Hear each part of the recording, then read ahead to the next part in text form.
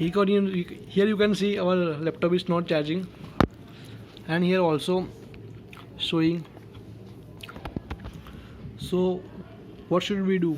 So now we should plug this laptop charger adapter like this 2 or 3 times and check our charger. Here switch is on already. I will show you that laptop is now charging.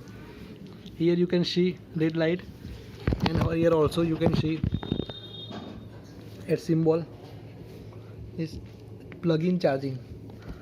So make sure you like the video and subscribe our channel, and if you have any query then comment to carry on.